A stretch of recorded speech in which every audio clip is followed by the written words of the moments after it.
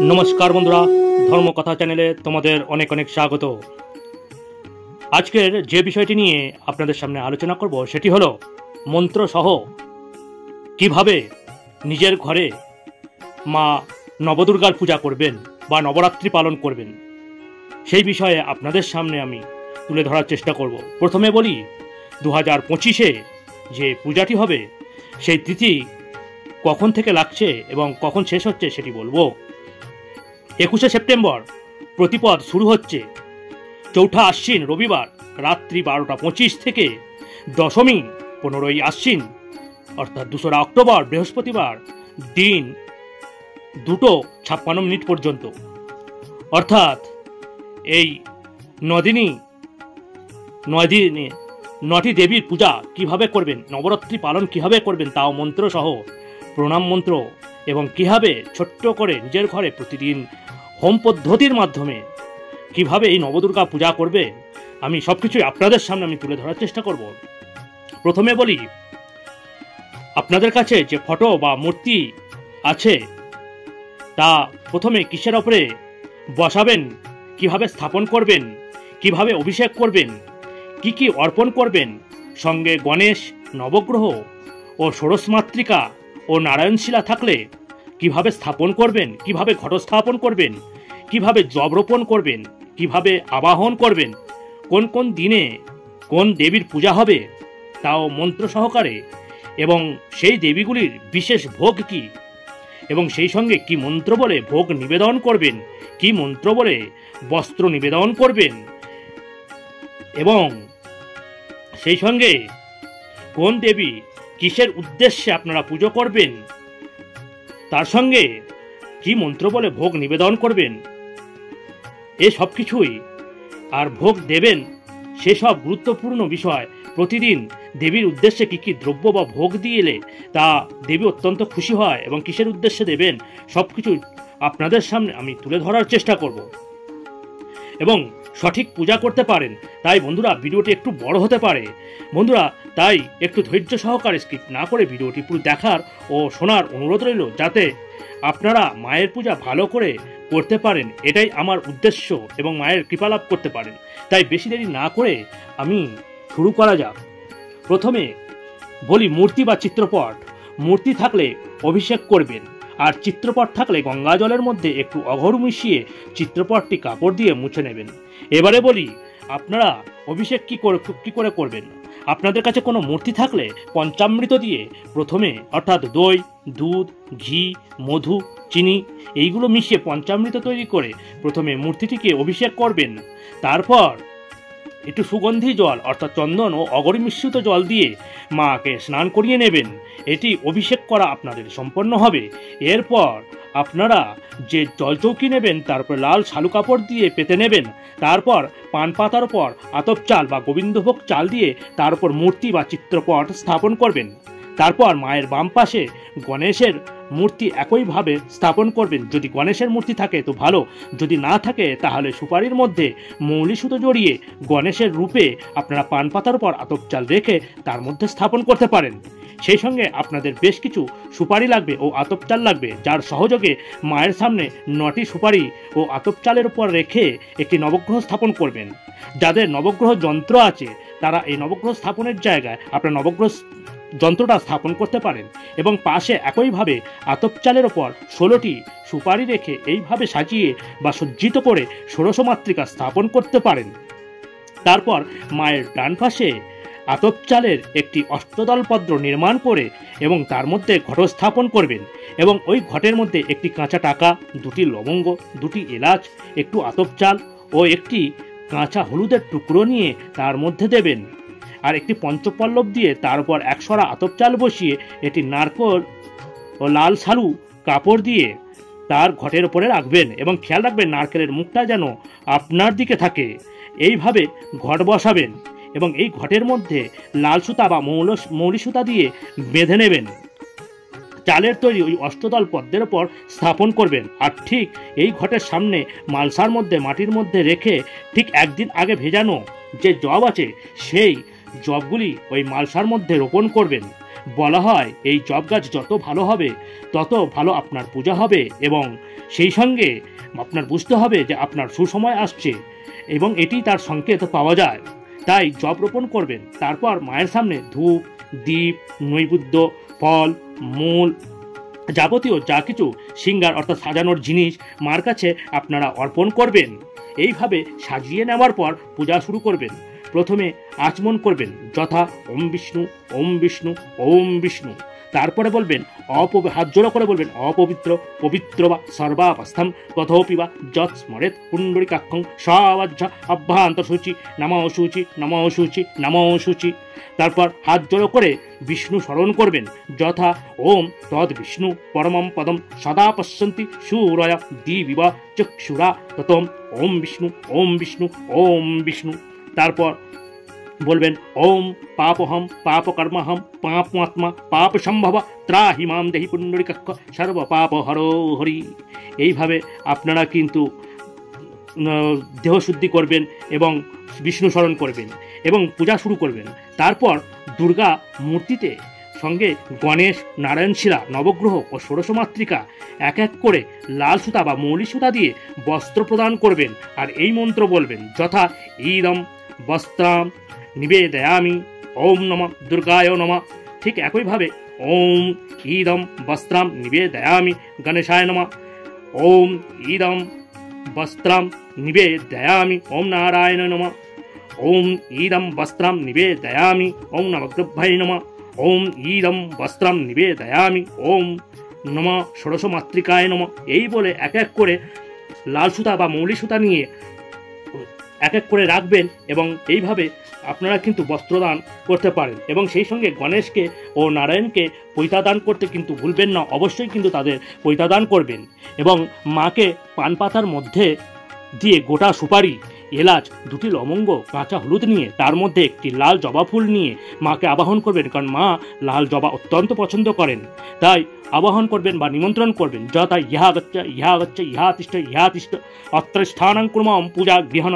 অর্থাৎ মনে মনে মাকে বলবেন, মা আমার যৎ সামান্য ভক্তি দিয়ে তোমার আরাধনা করতে চাই, তাই তুমি আমার এই পূজাগৃহে অবশ্যই তুমি গ্রহণ করো এবং অধিষ্ঠিত হও। এই বলে মায়ের কাছে এই পাতাটি রেখে দেবেন, এতে মায়ের নিমন্ত্রণ হলো। এবং সেই সঙ্গে গণেশকে দুর্বা ও লাল ফুল দিয়ে সহযোগে গং গণপতয়ে নমঃ বলে অর্পণ করবেন। এবং সেই সঙ্গে শ্রী বিষ্ণু, আপনারা যে কৃষ্ণ নাম জানেন বা বিষ্ণু মন্ত্র জানেন, সেই বলে সাদা ফুল দিয়ে বিষ্ণুকে করতে পারেন। সেই সঙ্গে তুলসী পাতা অর্পণ করে বিষ্ণু পূজা করতে পারেন। সেই সঙ্গে আদিত্যাদি নবগ্রহায় নমঃ বলে ফুল দিয়ে নবগ্রহের পূজা করতে পারেন। তারপর ওম নমঃ শ্রী দুর্গায় নমঃ বলে লাল জবা ফুল ও ষোড়শ মাতৃকার উপর দেবেন। বলে রাখা ভালো, ফুলগুলি দেবার আগে ফুলের মধ্যে একটু অঘরু বা চন্দন মিশিয়ে গঙ্গা জল ছিটিয়ে শুদ্ধ করে নেবেন। যদিও একটি মন্ত্র পুষ্প পুষ্পে পুষ্পে মহাপুষ্পে সুপুষ্পে পুষ্পে সম্ভবে পুষ্পে চয়াপুরিকেনে অং ফট স্বাহা। যদি না পারেন শুধুমাত্র গঙ্গা জল ছিটিয়ে মনে মনে আপনারা পুষ্পশুদ্ধি করে নেবেন। তারপর গণেশ, নবগ্রহ, ষোড়শ মাতৃকার উপর একটু করে কুমকুম বা সিঁদুর লাগিয়ে দেবেন ও মায়ের কপালেও সিঁদুরের ফোঁটা দেবেন। এইভাবে কিন্তু পূজা করবেন। আর এই মন্ত্র বলে এক এক করে ধূপ, দীপ, নৈবেদ্য, ফল, মূলাদি, মিষ্টান্ন, বিশেষ ভোগ যা কিছু অর্পণ করতে চান সব কিছু মায়ের কাছে রেখে এই মন্ত্রগুলি বলে আপনারা কিন্তু নিবেদন করতে পারেন। যেমন মনে করুন আপনি নৈবেদ্য আপনি মাকে নিবেদন করছেন, তাহলে কি বলবেন, ওম ঈদম নৈবেদ্য নিবেদয়ামি দুর্গায় নমঃ, ওম ঈদম ধূপ নিবেদয়ামি দুর্গায় নমঃ, ওম ঈদম দীপ নিবেদয়ামি দুর্গায় নমঃ, ওম ঈদম ফল মূলাদি নিবেদয়ামি দুর্গায় নমঃ, ওম ঈদম মিষ্টান্ন নিবেদয়ামি দুর্গায় নমঃ। এই বলে এক এক করে আপনারা কিন্তু মা দুর্গাকে নিবেদন করতে পারেন এবং পূজা করতে পারেন, যা মা অতি প্রসন্ন হন। এইভাবে 9টি পূজা করতে হবে। যেমন মনে করুন এই 9 দিনে আমরা যে 9 দেবীর পূজা করব, কিভাবে করব এবং কোন কোন দেবীর পূজা হবে। প্রথমে হবে ওম হ্রিং ওম হ্রিং শ্রিং শৈলপত্রী মা দুর্গায়ই নমঃ। অর্থাৎ প্রথমে বলে রাখা ভালো, প্রথমে মা শৈলপত্রী দেবীর পুজো হবে, তারপরে ব্রহ্মচারিণী দেবীর পুজো হবে, তারপরে মা চন্দ্রঘণ্টা দেবীর পুজো হবে, মা কুষ্মান্ডা দেবীর পূজা হবে, মা স্কন্ধমাতা দেবীর পূজা হবে, মা কাত্যায়নী দেবীর পূজা হবে, তারপরে সপ্তম দিনে মা কালরাত্রির পূজা হবে, অষ্টম দিনে মা মহাগৌরী পুজো হবে এবং নবম দিনে মা সিদ্ধিদাত্রী দেবীর পূজা হবে। এবং এই পূজা কিভাবে করবেন সেটা সব কিছু আপনারা মন্ত্র সহকারে স্ক্রিনে দেখতে পাচ্ছেন। ছোট্ট করে বলি, যেমন প্রথম দিনে যেমন মা শৈলপত্রী দেবীর পূজা করবেন, পূজা মন্ত্র হলো ওম হ্রিং শ্রিং শৈলপত্রী দুর্গায়ই নমঃ।